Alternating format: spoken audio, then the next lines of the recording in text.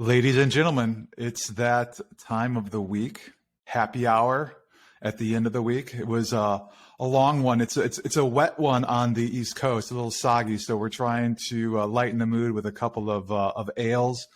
Matt, what are you drinking over there? So you pick it up. This is a big wave. Big wave. Kona. Feeling a little vacation-y vibes going on. Never been to Hawaii, but this makes me feel like I have. So I drink it as often as I can.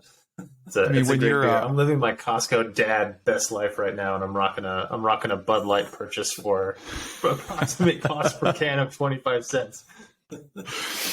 Oh my God! Yeah, Matt, I like yours. It's kind of with a winter solstice approaching. Sun setting at 4:27 p.m. on the East Coast. I feel like you need a little sunshine in a bottle, right? Exactly. Speaking of winter solstice and dark, congratulations to Matt for finally fucking buying a light for his office. I couldn't do the listeners an injustice of not seeing my glorious face. Yeah, it's fantastic. You look radiant. And a little housekeeping note, which is we don't hate Robert. Rob, do you want to tell them what happened during the last episode? Because you kind of showed up for the first 5 minutes, and then through the miracle of editing, you also kind of popped in for the last 5 minutes. And then in between, it was just like Matt and I talking by ourselves.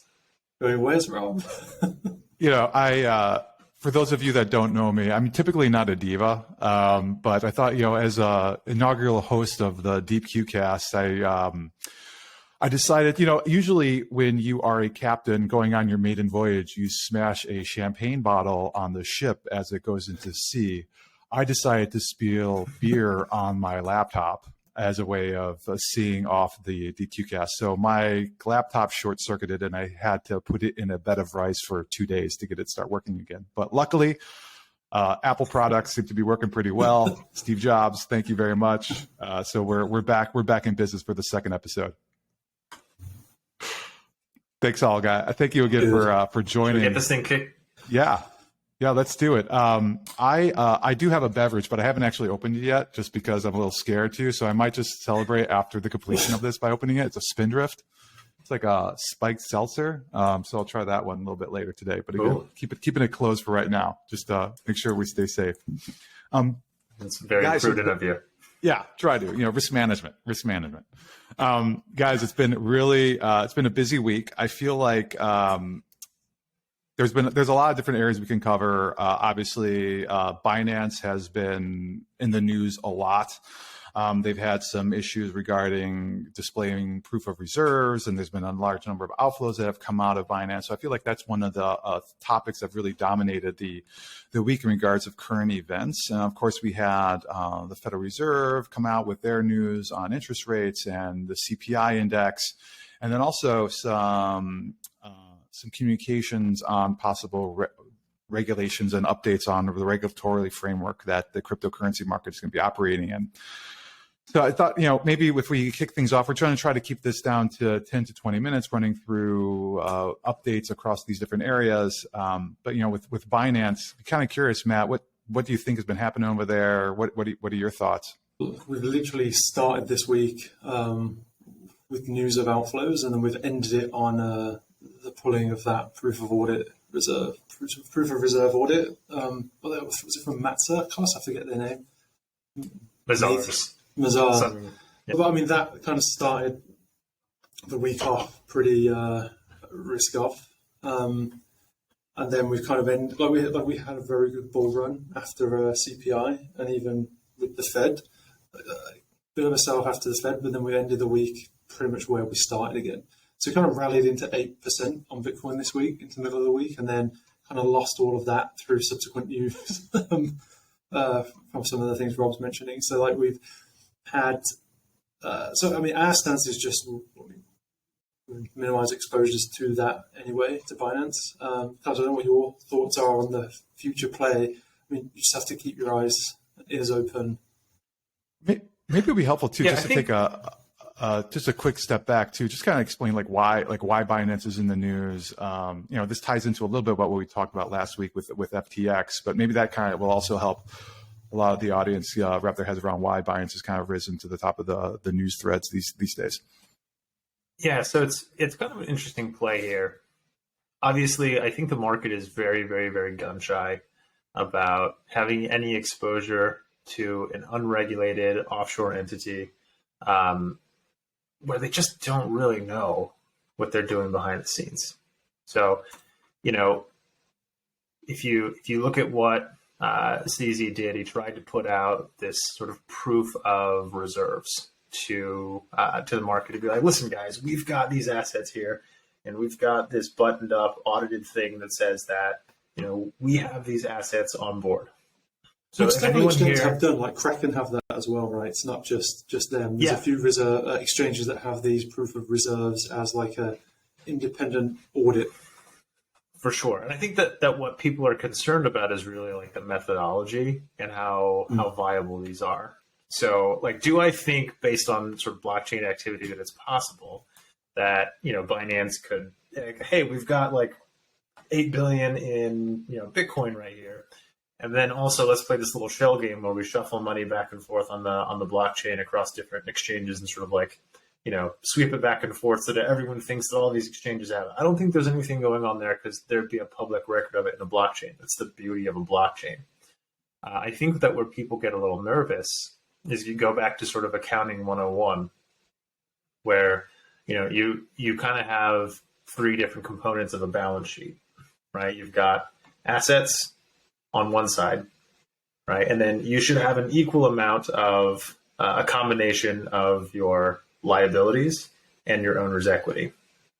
What gets dangerous, for example, is if I borrow a lot of money and then, like, I've got that cash and it should be offset on the asset side of the equation. Well, I can have this appearance that I have a lot of assets, but not a whole lot of equity or not a whole lot of actual substance to back it up because I'm just, you know, borrowing. So without some proof of liabilities, there's actually very little way for someone to say, oh, well, are those actual assets available for, you know, for someone to actually, you know, draw on should there be you know, a reserve. So that's where I think a lot of people have gone in and be like, well, great, right? Like I could borrow, you know, $100,000 from a friend and put it in my account and then tell, you know, the bank that I've got $100,000 and then get a loan based on that and then return it to my buddy. And then, you know, that's still fraud. So I think people are worried about that from a Binance perspective. And I think that's, you know, reasonably valid. Now, do I think that's the case? I would be shocked, but not, you know, not, how about this? I wouldn't be surprised, but I don't think it's likely that that's the case with Binance. And you saw that when you had this run on the bank, they had a pretty large outflow of reserves when people were sort of testing the validity of that. I think where I have an issue with Binance, or rather with the narrative around this, is people being like, oh, well, that's just FUD, right? That's people injecting fear into the markets to cause. And it's like, no, actually, like a well-run exchange shouldn't get paid any extra for having balances on the exchange. So they shouldn't care if you come and you take your assets off. And to be honest, like from an ecosystem perspective, that's the healthiest thing that you can do right now. And if Binance is healthy and people come and take assets off, fantastic. Like it works, it's there, that's great. And so far, Binance has, you know, been, you know, pretty resilient to what have amounted to be reasonably large assets. And you know, I think, you know, all things considered, I'm reasonably optimistic based on what we've seen. But I guess, I mean, I'm going to pose this question to you. Would either of you put money on Binance right now? Personally, probably not. No,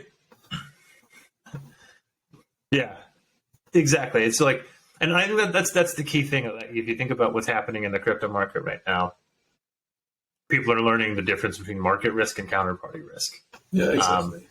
You know, and I remember, like, for example, Matt and I grew up at Deutsche Bank in the late 2010s when there was like a new crisis every other week about our, you know, balance sheet and all sorts of stuff. So for us, I think like when the FTX thing went down, the playbook was really like, all right, let's identify what our potential counterparty risks are and let's cut that where we possibly can. And I think that a lot of people that aren't used to that playbook, you know, like are just now learning like, oh shit, counterparty risk is real. I had a buddy that was doing some like arbitrage across a number of like Asian exchanges, and he was saying to me, he was like, "Man, right after FTX, went down, we were making like 30 to 50% a day on our notional, auditing all these different exchanges." I was like, "Cool. You know what that means? That means that the market is pricing in a 30 to 50% probability that those exchanges will not be there tomorrow." And like, that's really what it comes down to, because there's no free lunch. So if you're earning outsized returns, it's because there's some risk outside of the immediate market risk available to you. And I think that that's sort of the big thing that people need to be aware of. Is like, it's prudent to pull money off of exchanges if there's any downside, because like, think of the risk asymmetry from a trader's perspective. If they're solid and you take your money off, great. Like, you've not lost anything, and you can always put your money back on when things quiet down. If they're bad and you take your money off, well, rule number one in a run on a bank is to be first in line.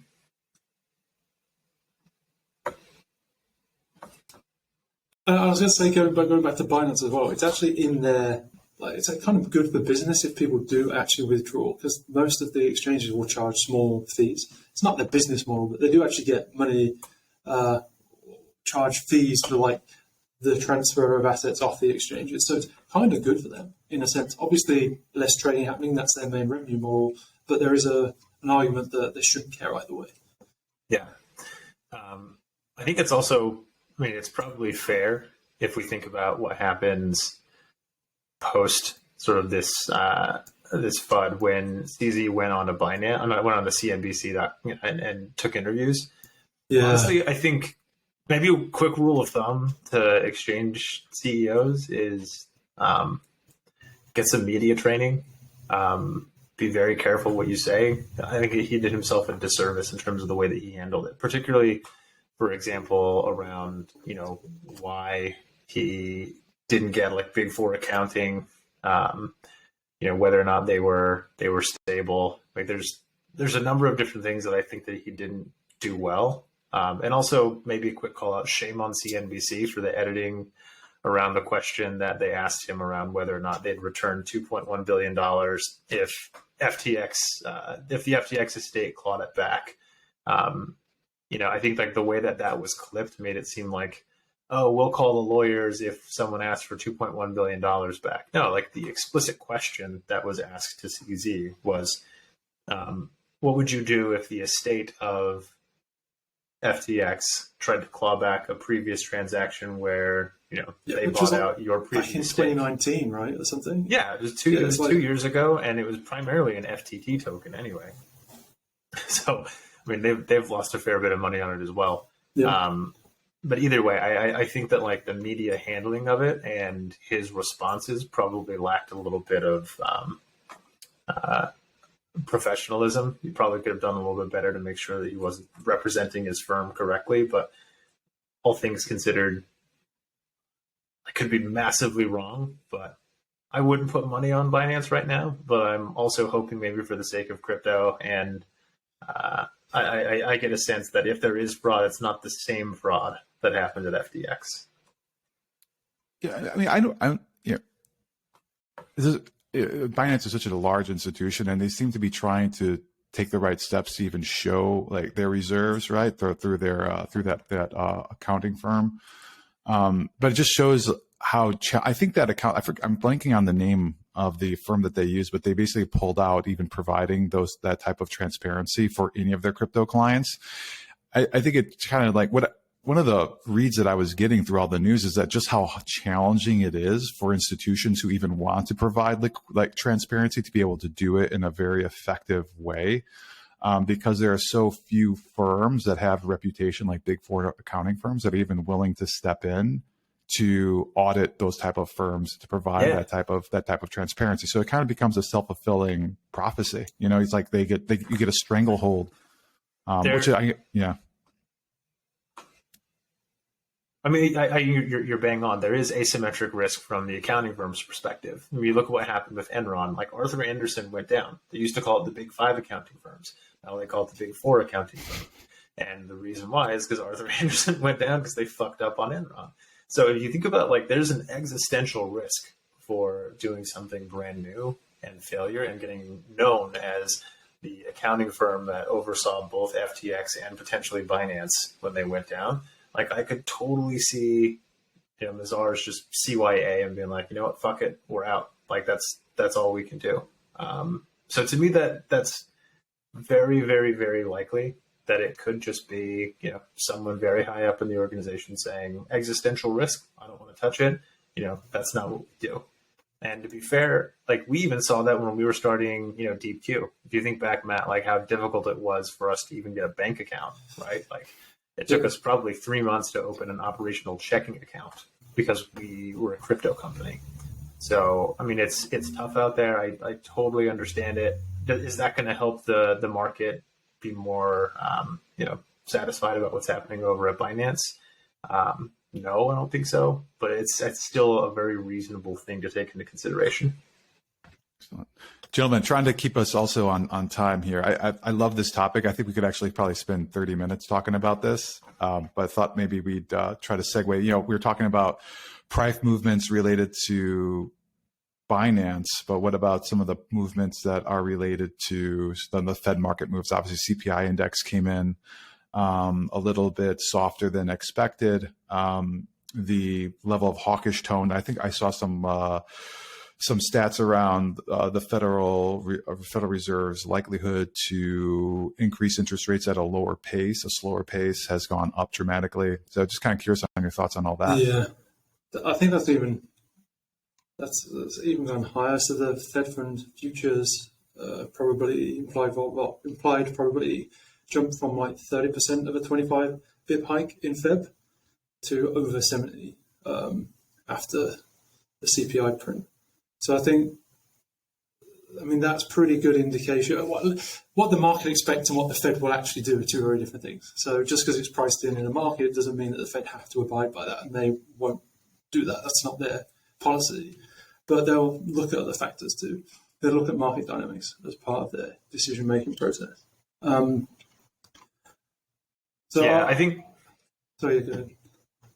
I was just about to say, I think the other thing to note is just how much of an acolyte of, Paul Volcker, Jay Powell, and the current regime is. I'm dead serious. And these guys just, go to bed dreaming at night about this guy. And, if you look at what they're trying to avoid is what happened to, Volcker back in the 70s, where they thought they had inflation under control and they eased off a little bit. And, then they had this double top in inflation where it raged back because the market thought they were out of the woods and the economy heated up again. And the reaction that Volcker had to take to get the economy to get back into shape was 10 times more. I mean, we're talking about savings rates in the, high teens, right? You could put your money into a CD back in the early 1980s and get 18% back on it. It's fucking ridiculous. So Jay Powell needs to prove, Jay Powell needs to prove to the market, the number one thing that he has going for him, the number one thing that he needs to preserve is his credibility. So I think that what was interesting is the CPI was fantastic. And then anytime that he speaks after a good numbers print, you'll notice it. He tries his hardest to be hawkish because what he's trying to avoid is a situation where the market gets over its skis. It's almost this performance art where he's, a parent being like, and I mean it, I will actually do this thing that I said that I'm going to do, God damn it. Don't make me. So, yeah, no, exactly. Don't make me raise rates. I will do it. I will raise a full 100 bips. I will turn this economy around right now. I will turn it around. Yeah. So, I mean, it's like if I were a reporter and I wanted to make money, what I would do is I would get a question at the FOMC meeting, and I would say, Mr. Powell, actually, the markets seem to be really responding positively to what you've just said, and then watch it tank. So, I mean, it's just amazing what's going to do. I honestly think that until we get to the point where inflation starts to get under control and it's meaningful, you're going to have a situation where the numbers are going to come in a certain way. I think the bond market's going to price in, a pivot, and they're probably right. And Jay Powell knows they're right. But anytime he opens his mouth between now and then, we're going to have the exact same thing where the number hits, the market gets really excited about it. And then immediately thereafter, he's going to be like, now I got to go in and be super hawkish and all these things and say bad things about the economy and how I'm willing to keep the rates at 1 billion% forever. And that's just going to be the dance that we're going to have for the next several months to over a year, I think. Yeah, I mean, the 5-year note, Treasury notes definitely responded pretty strongly. I think it rallied like 16 basis points or something pretty much after that. Yeah. Which is pretty one big thing that move. was like shocking to me, if you think about it, is when we were watching the price of Bitcoin over FOMC, it like sold off when they announced 50 basis points. I was like, why the fuck are you surprised? Yeah, About 50? Like that's exactly what they said they were going to do, and then now you're like, oh man, that's hawkish. It's like, no, it's literally exactly what this everyone is, expected to happen. Do you think it's just a bunch of low interest rate addicts? They're like, maybe this time it's gonna come on. Yeah. You know, it's like, oh, Yeah. everyone's got a fix. I mean, it is interesting to me though when you think about the demographics of Wall Street right now. I graduated B school. In fact, the same year that you did, Rob. We were in the same grad class at Deutsche Bank, right? Yeah. And we entered into the market around 2012. We started B school in 2010. I remember sitting in my capital markets classes in B school and talking about this brand new thing called quantitative easing. If you think about the demographics of like, people our age are now, principal risk takers at hedge funds and banks. And we've not really lived in an environment where like there's been anything but QE. We have no fucking idea how to work within like a real market cycle where rates are not zero. So I actually think it'll be kind of interesting to see who adapts and who responds to this, because most of the guys that have actually seen a real business cycle end to end, they're sitting on a beach somewhere in like Naples, Florida. Maybe they'll get called back into duty, maybe. Yeah. Something like that. Yeah. All right, guys. Well, look, we got a couple of minutes left. I know I was really excited for this one too, just around the regulatory framework. I saw Matt, we had shared some notes before this, just talking about regulatory framework. Congress is coming out, especially after FTX, just pounding the table, demanding that that our government moves forward and trying to create some legal framework for everyone. So I know you've done a little bit of work on it. I'm kind of curious what your thoughts are, what some of that news has been. Well, I think there were two kind of interesting things from this week. So, like, one was the CFTC kind of reaffirmed in their lawsuit against SBF that like Ethereum, Bitcoin, and Tether are commodities. So I think having that written down time and time again is only a good thing for the crypto industry, especially when we want to trade spot and have that grow. Well, what does that mean? Like when we're talking about, like, everyone's like, oh, it's going to be a commodity versus a security. Like, for someone that doesn't understand, like, what the fuck does that even mean? So a security is often, there's an awful lot more regulations about how you offer them interstate, for instance. They have to be registered with the SEC in order. They need to be prospectuses written and done upfront. There's an awful lot more regs around that before you can offer it as a product. Now, right now, no crypto that's currently being offered has gone through that process or registered with the SEC, as far as I'm aware. I think, Ripple was one of the first that got fined and should have been... they got sued by the SEC. Yeah, because they didn't register, I think. Like the SEC's long history of regulation by enforcement. Yeah, and it's partly because, so there's this Howey test basically, which defines whether something is a security or not. And something like Bitcoin is generally considered to be a commodity because it can be perceived to be more like a cash asset. You don't have to, you're not offering, there's no debt or services off the back of it effectively. So you can generally passing that Howey test as a commodity. So Howey test really being that if it quacks like a duck, what was it go there? The duck. There was always the duck analogy. If it looks like a duck, Howard the duck. Yeah.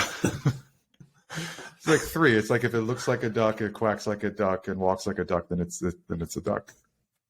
I'm not exactly sure that that's the Howey test, but that's probably one of those things where, like, yeah. I couldn't tell you. Interesting. One of the other things, like if we kind of steelman and say, all right, well, what's the benefit of cryptocurrency being a security? Well, there are, protections that go to investors.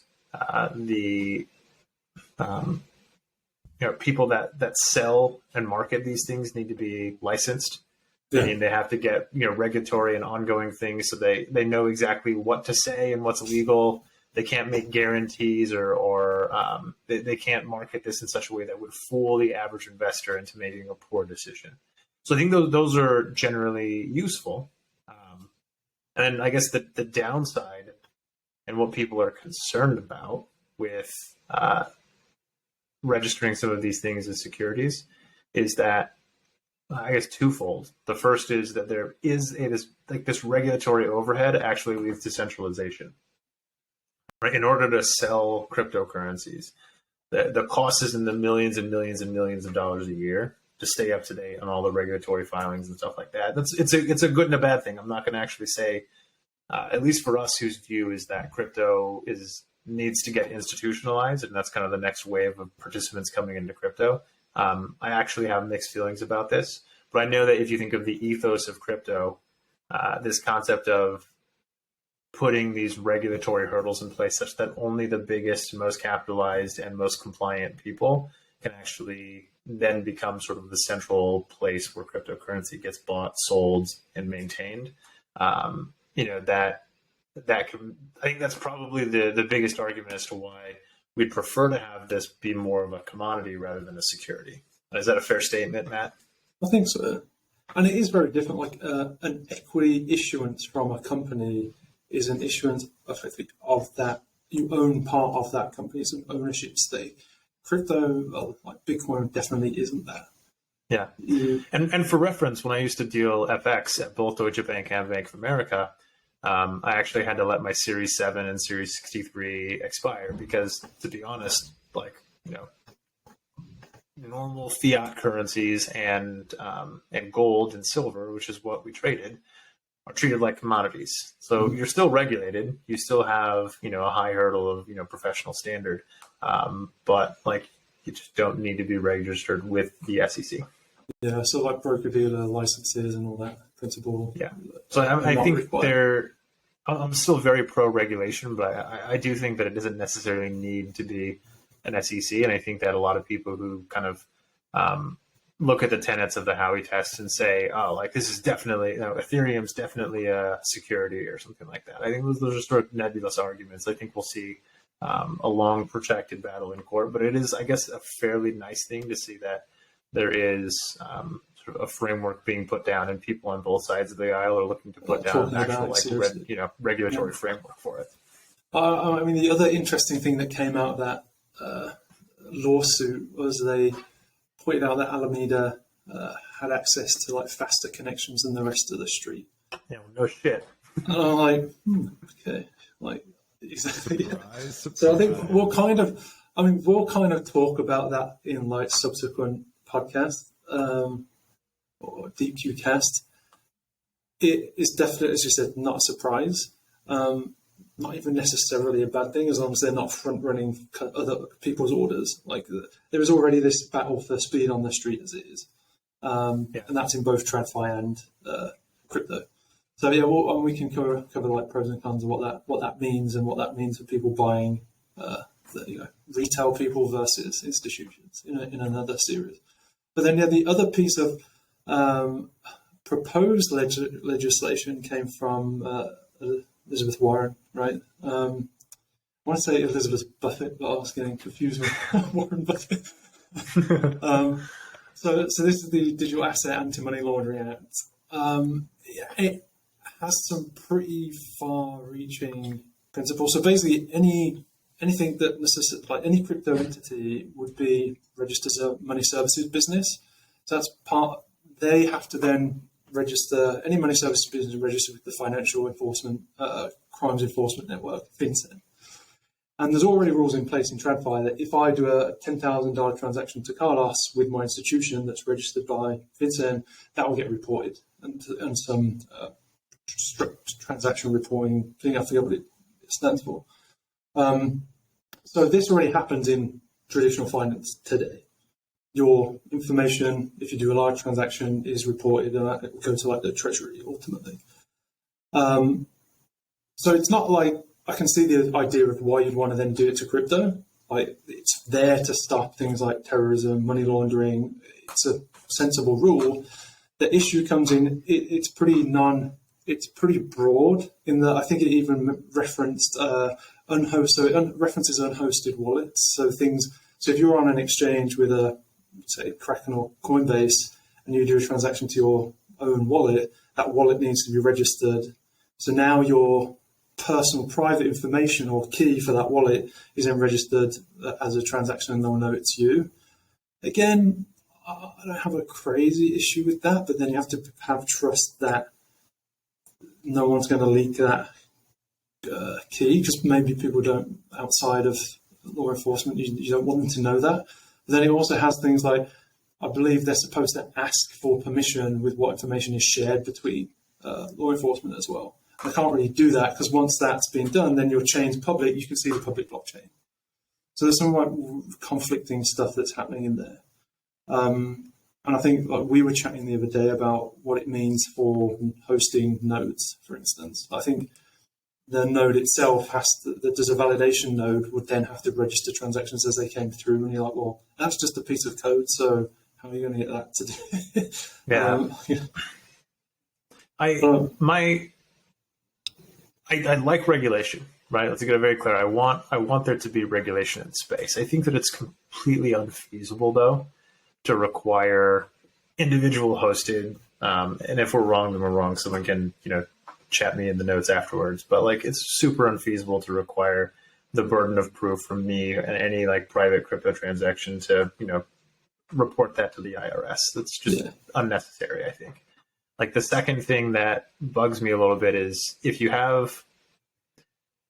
make protocol developers build in compliance with things like OFAC and KYC, right? Where, for example, like if I'm an Ethereum node and I need to build into, my software as a node, the ability to check the OFAC list to make sure that we're not doing money laundering or whatever, then that kind of like destroys and makes centralization just inevitable. And it gives the U.S. federal government the ability to weaponize the cryptocurrency rails in the same way that they do like SWIFT.